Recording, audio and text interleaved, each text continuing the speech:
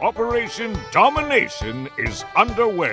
The ultimate game plan to dominate your NFL experience. With your hosts, Dan You gotta be confident about your Achilles when you Chase show up. Thornton, Yeah, I mean, I got it. Chris Hearing Dowhouse, about Mr. Pointless in fantasy in the sense. and Adam LaRue. Don't hope to win. Be great and dominate. It's time for tight ends, winners and losers. And Chris, you and I both had kind of the same overview as far as this tight end class goes, which is it's deep, but maybe we were both left wanting as far as what we got as a whole. Now, let's keep in mind, Tyler Warren didn't test, Loveland didn't test, Elijah Arroyo didn't test. So some of the guys we would have want to seen test didn't get to go out there. But my thing was, I think it's a deep class relative to most tight ends, but maybe not as deep as we thought. I think maybe your sentiment was along similar lines there. Yeah, I think there's going to be some starters in this draft, but I think there's going to be guys necessarily game changers or guys who are going to be impact fantasy wise in this draft. That's a little more concerning. I think there's going to be a plethora of options. It still is, I think, depending on some of the fits and some of the guys' upside. But overall, not necessarily an athletic class that I thought it would be, Dan. And especially if we saw the receivers, running backs run, some of those guys, the sizes they were running and be able to produce, especially the outside receivers, and then watching these tight ends go out there, similar weights, maybe 10, 15 pounds more, and then run up, 4/10 longer 40s. Like, well, what are you going to do in the field? So definitely not as exciting as I was, but I think, overall still a good class. Yeah, you're 250. I don't care you're 250. Get out there, run a 4.4. Let's go. Move your butt. No, but it was still a good class. So let's start with your risers of the combine. Who impressed you? Who moved up your board, maybe? So the guy necessarily super impressed me because I was already a guy that liked him, but he definitely moved up to my top 3 tight ends, and that's Mason Taylor from LSU. What I got to see is, despite the tape where he's not super productive in LSU, it was a guy I saw get open, a guy who was very smooth in and out of his breaks. That I see is the youngest tight end in this draft, has a lot of upside, skill set. I think he's still growing to his body, still kind of get stronger. So I liked a lot of the things I saw going in, and then basically confirmed it with the combine. I loved what I saw with him catching the ball in the different drills. I loved his ability to kind of get in and out of breaks. And I liked what I was hearing about, people are liking him in the scouting communities where he could go draft-wise. So Mason Taylor's a guy I definitely have moving up on my board and solidify a spot in the top 3 for myself. Well, let me jump in. Let me jump in right there because I also had Taylor as one of my risers as well. He's 4 now on my board, not quite top 3, but now he is number 4. And it was somebody who I knew, like, yes, you had the football IQ, 100%, no question about it. You know where to be. You're the son of Jason Taylor. You're the nephew of Zach Thomas. I expect you to know how to play the football game. But I had 2 questions on him, and one was we didn't get to see him run the 40. I do have questions about his long speed, how much he can really stretch the seam. And the other question I have is how productive in the red zone can you actually be? Because he wasn't very productive. And this past year, he was meant to be that top target. And we didn't really see that come to fruition as far as production overall goes. Now, I wound up copying him to Tyler Eifert because I think he's somebody who's I can run those routes. I can get open. I can be a safety blanket. I have sure hands. I'm not going to drop the ball. And I think he's going to be a very good tight end. But I think fantasy-wise, look, it comes down to touchdowns. It comes down to volume. And that's all it really takes for a tight end 2 to be a tight end 1. But I think we're talking about somebody who's in the low-end tight end 1, tight end 2 range. But that he is my tight end 4 now for the class. So he was somebody who was a riser for me because of how smooth he was, especially in the gauntlet drill. Who else did you have? The other guy is Jalin Conyers from Texas Tech, a guy who I like the size, 6'4", 265 pounds, tested out well, catches the ball magnificently for a guy that wasn't necessarily utilized a lot in college. But a guy I think looks to build is a guy who can be out there block, but also a guy who can stretch the field. So you like tight ends who are going to be out there. And then you look at a guy, a tight end has some athleticism we talked about. So I like Conyers as a guy that I kind of had sniffing as a sleeper before. It solidified as a guy as one of my tight ends that I'd be looking for in later rounds. All right, I like that. Let's go to Adam on this one. So Adam, who was rising up your board after this combine? First, I'll briefly give a shout out to the later guy, and that's Jackson Hawes out of Georgia Tech. He's a transfer from Yale. His previous few seasons, he was a senior this season. He's someone who projects largely as more of a blocking tight end, but someone who I think showed that his it wasn't overly productive at Georgia Tech, but what I was able to find from Yale actually looked pretty good. And what I think he proved that he was at least an NFL athlete. And with being someone who can do all the things, can do the little things, that goes a long way to just at least meet thresholds. So he was someone who again wasn't overly productive at Georgia Tech, but met thresholds. Old tape was good. And I think his ass off. Exactly. He legitimized himself as an NFL player to me. Yes, I agree completely. I'm not saying he's like great. I'm not saying he did anything magnificent, but he was someone with a bad combine that could fall out of the draft conversation entirely. Whereas I think he did enough that like you take him seriously as a draft prospect. I don't know for the fantasy thing that he's really someone we're going to talk about a whole lot. Maybe he's a good red zone guy, but legitimized himself as an NFL draft prospect. So I wanted to give him a shout out. The big one, I think a guy that a lot of people will talk about the combine was Terrance Ferguson. Tore it up. Just great relative to the tight end position across the board in a class that athletically wasn't that great. The jumps were fantastic. The 40 was still pretty solid at a 4.63. And the size in terms of height is pretty good. And look, I know percentile-wise, 247 isn't anything crazy. It's not like he's massive. But realistically, in the modern NFL, that's starting to be like pretty solid tight end size, to be honest with you, to where like you can actually entrust a guy to do some blocking and some of the other things. I'm not saying I want him to do that primarily, but he's not someone that. I think Oregon had him listed at like 6'6", 230, and that's a guy that you take off the field when you want to run.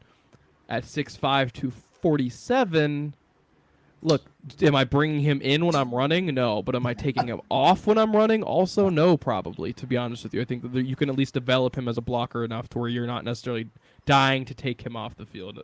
And he can become a weapon with play action, which is really what you want. For a guy who was able to get on the field at Oregon for 4 straight years, starting as a freshman. Never like dominated, but he was getting on the field at a Power 5 school as a freshman. So, yeah, I'm with you on Ferguson. That's why I wanted to jump in here on this one, and not just because he had the most impressive 40 of the group, and for a class that we thought would be a little bit more athletic, it was nice to see actually somebody run close to a sub 4.6. But this is somebody who, to me, showed flashes in Oregon of that he could be a dominant, especially fantasy relevant tight end. Now, he never put it together consistently, had 4 drops, does need a little bit work on being able to sink his hips and run off his routes. He does still kind of round them out a little bit. But to your point, being a 4-year starter with that athletic profile and being big enough where he doesn't have to be taken off the field, I think we're all huge wins for Terrance Ferguson, where now he's somebody who's jumped into my board of like, yeah, there's like 6 tight ends now that I legitimately feel good about taking from a fantasy perspective with these upcoming rookie drafts here. So there's somebody I comp them to, and David Njoku, who I got. Pan out. So I have Luke Schumacher. Luke Schumacher is who I comped him to, and we haven't seen Luke Schumacher go off yet, but it's kind of similar situation where, yes, there were some fundamentals that he needed to work on. He wasn't a complete product, but he had the athletic profile and showed the flashes that you look for a tight end who could boom maybe year 3. I think this is what we're talking about with Terrance Ferguson. Like, this is going to be that classic tight end of like, if he booms, it might not be till year 3. So if you take him in your dynasty drafts, this is somebody you don't move off of until you get 3-4 years down the road. It's a long-term, I think, approach here. Chris, you said you had him at David Njoku. Yeah, I mean, has ran a similar 40. Njoku ran a 4.64, similar size, 246 pounds. He's 6'4". This guy's 6'5". Kind of inconsistent up with the hand sometimes. With the good athlete, shows you the flashes, but it wasn't really consistent. I saw that to you for Njoku a lot. But I think Ferguson has that skill set that we look for. Adam talked about and kick off the show, the importance of this combine, the tight end position. When you're athletic, it can definitely pay off for you. So the guy, I think, has some more upside than some other guys might have.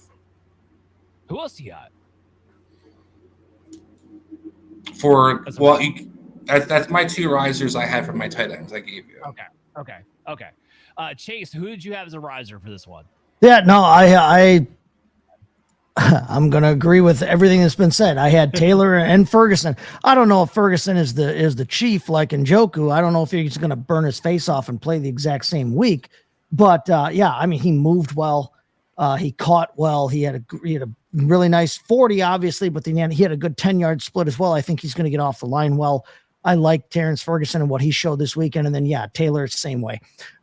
We talked about athleticism at the tight end position and being able to move and when the top guys aren't showing out, when they're not going to even participate, these guys needed to show out. And I think they show that they can move well. And I liked also what Adam had. I had the exact same notes on Jackson Hawes here.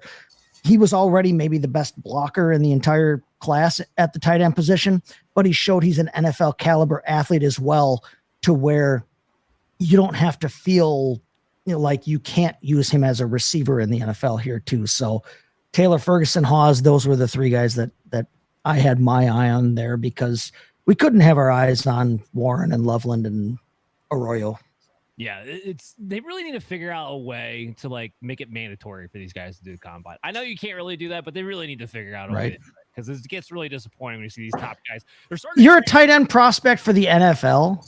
You need to come and show what you're all about, dude. You play tight end.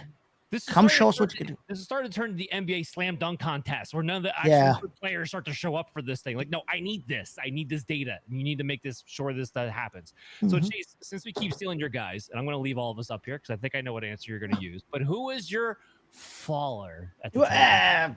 Fallers were the dudes that didn't participate. That's where I'm at with that one. That's my Miss America. And I'll wave at that. Number one, but I'm putting you down anyway. That's right.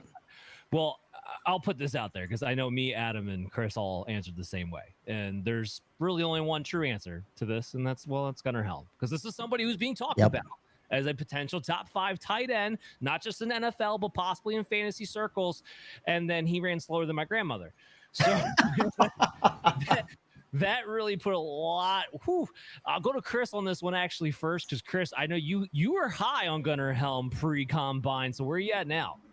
Yeah, that's one of the guys that definitely was one of my droppers. Look, I'm hoping that the sprained ankle thing is true. That's what kind of explains everything.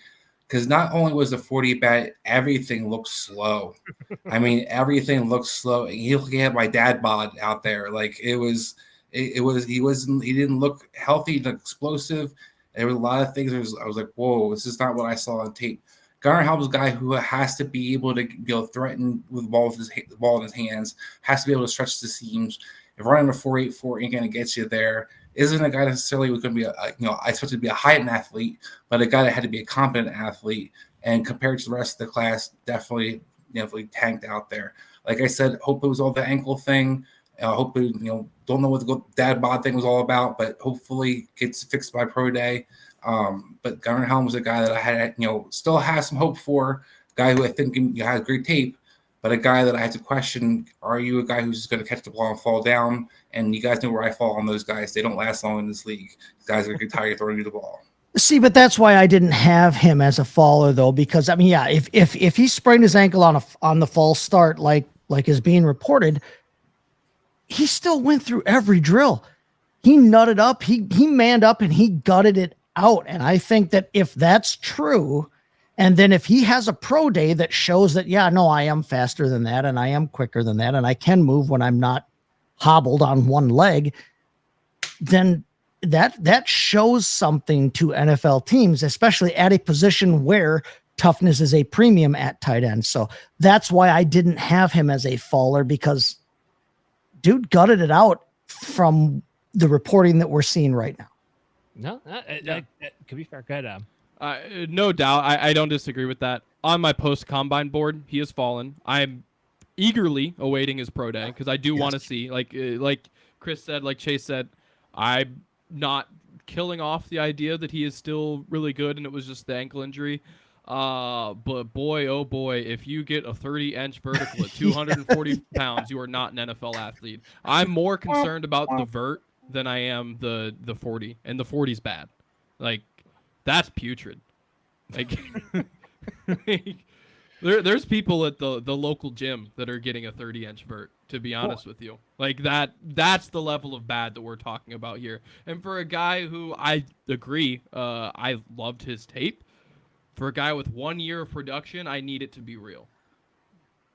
Because I'm genuinely, like, I want to like you, but you're coming in with an asterisk because you have, like, what, 19 receptions prior to now. But well, You came in with he was backing up a previous NFL draft pick though too. I mean, it's not like he's at Texas. That's why he's not. No. Yeah, he wasn't a backup at Lafayette. Yeah, I mean, agreed. I'm not killing him, but I'm just saying, like, when I only have a 1 year sample on. Well, nobody can touch you either, Adam, too, because nobody put their hands on him this year. He didn't come off the line. He didn't put his hand on the ground. He had nothing but free releases. You need more information. Because we don't have a lot. We don't have a lot of information. Like I said before, we don't have a lot of clues. We need more clues, and this hurt. Yes. Yeah, that's I guess what I'm getting at is, like, it's fine that you're a 1 year starter and the context makes sense. I'm not killing you for that, but the reality of the situation is when you've only started for 1 year, the percentage that the combine makes up of the information that I have is higher for you than other players. Right. So that's like, and real quick, and look at a guy like Evans, for example, who's younger, or Ferguson, who's younger. There's the guys that are younger too that has some upside and some of the similar physical talent. It makes you start questioning, well, maybe I like these guys a little bit more than this guy who has been there and necessarily didn't have that upside either. Yeah. 6'5", 240, 484. I mean, my jaw hit the floor his first round when it was a 4.92. I was like 4.84. Like, all right, well, at least you're not actually a 4.92. Because good God, I was gonna be like, I need to get my face back when I'm watching the tape. If you actually have 4.9, so at least that was a little bit better. I'm trying to be fair to him. So based on the combine and tape and everything like that, my player comp for him for right now is Jake Ferguson.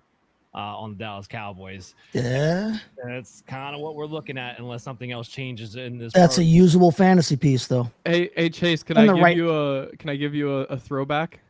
Yeah. His testing numbers are remarkably similar to Jermichael Finley, the legend of the show. Yes. The generational the legendary. One. The generational. God dang it. Now I got to wear that. Now I got to wear that on our next episode. For those of you first time tuning in, we had a long.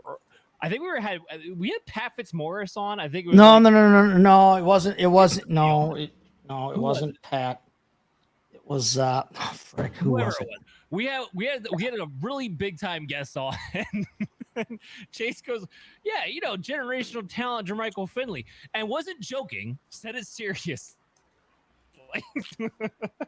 He could have been. Here.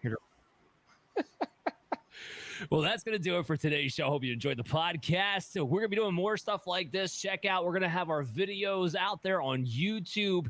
Make sure you follow us, Operation Domination Football, available to in every podcast app. And check out on the YouTube channel, the FF Advice Net. We have upcoming episodes like next week where it's going to be all about the free agency, baby, because we record on Wednesday, so it's perfect timing. We'll drop it on Thursday morning, and we're gonna we'll have the legal tampering period on Monday. Actual free agency starts Tuesday, so we'll have the initial signings for you after that, and of course another follow-up free agency episode, because I'm sure we won't get to all of it next week, the following week, and we'll get right back into our draft classes: quarterback, running back, receiver, tight end. We'll really get into which won't change for Adam based on that. Because dang it. But it will by then, because I'll have pro days. Oh, okay. Pro days matter more in combine for quarterbacks, according to Adam.